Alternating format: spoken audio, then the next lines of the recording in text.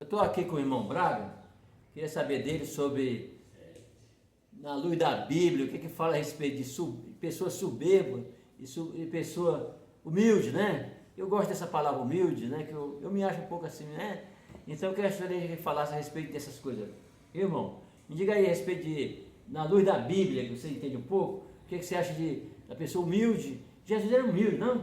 Sim, então, sim. O que você acha aí? Me fala alguma coisa a respeito disso. Então, Jesus ele é o exemplo, o modelo, né, por excelência sobre a humildade, né? Mas, à luz da Bíblia, se nós vermos, são vários personagens, né, que se comportaram com arrogância, com soberba, né? E a maneira que Deus tratou esse tipo de pessoa, que tem um coração altivo, né?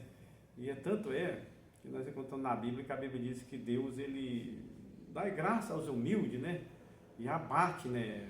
E humilha as pessoas soberbas. Então há uma promessa de Deus derramar graça sobre as pessoas humildes, né?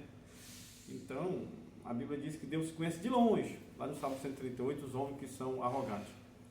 E um exemplo que nós temos de homem arrogante foi na época do profeta Daniel, ali no Império Babilônio, né, em Suzã, que a Bíblia diz que tem um homem arrogante, né, que ele chama Beltesazar. E por isso ele é arrogante, a Bíblia diz que Deus fez ele comer capim como uma boi.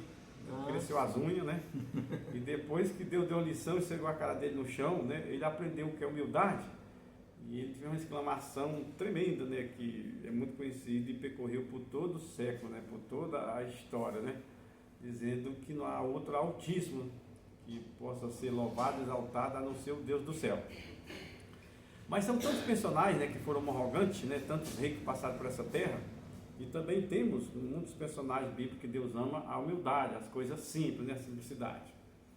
E vem Jesus, né? Quando ele nasce, ele está aqui no seu ministério terreno, ele pregou muito, principalmente quando ele fala no sermão do monte, que chama Bem-aventurança, ele pregou muito sobre a humildade, por isso que ele fala que felizes são os humildes, né? Porque ele seria exaltado, né? Exaltado não é por qualquer pessoa, exaltado por Deus, né? Aquele que criou todas as coisas, que é perfeito, que é santo e é eterno, todo poderoso. Aí Jesus, ele morre e ressuscita, né, e fica os discípulos que andaram com ele, né, dando continuidade daquilo que ele ensinou e pregou e mandou ir por todo lugar, né, e fazer discípulos, né, batizando no nome do Pai e do Espírito Santo. E sendo que no período da igreja, né, houve uma perseguição no primeiro começo, né, ou seja, o berço é o começo, né, da igreja. Aí tem um que a Bíblia diz também, era arrogante, né? Ele se arrogava de ser sabedor, né? Preparado, gabaritado, né? Com diploma, falar 3 línguas. E ele chamava Saulo. Então Saulo. Você vê que o nome dele chamava Saulo, né? E esse Saulo, ele foi instruído, né? Os pais dele tinham recurso, né? Financeiro, e levou ele para estudar em Israel, aos pés do melhor, né? E preparado, o rabino que chamava Gamaliel. Então, ele tinha muito ódio, né, dos cristãos, da igreja de Cristo, e a Bíblia diz que ele começou a perseguir, arrastar a criança, que é mulher, preso, né, maltratava, chicoteava, né?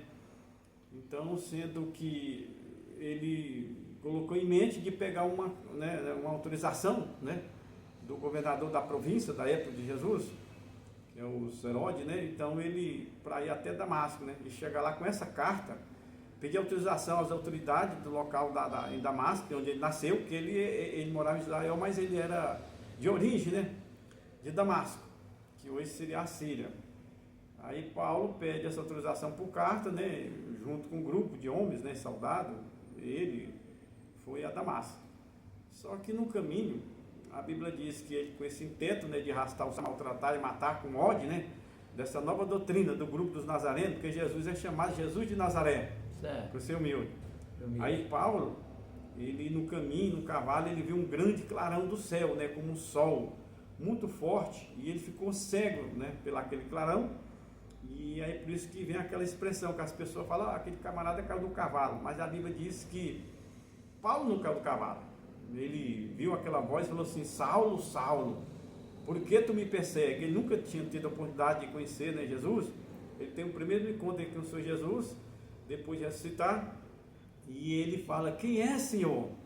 Aí Jesus falou assim: eu sou Jesus a quem tu persegue. Duro para ti é recalcitrar tantos grilhões. O que é grilhões? Grilhões, na época, né, de Jesus e os homens do campo, quando ele está tocando uma manada, né, de gado, né? De boi, que o boi emperra, empaca, né? Era uma vara com ferrão, que é grilão. Aí você cutuca no animal para o animal despancar e andar, né?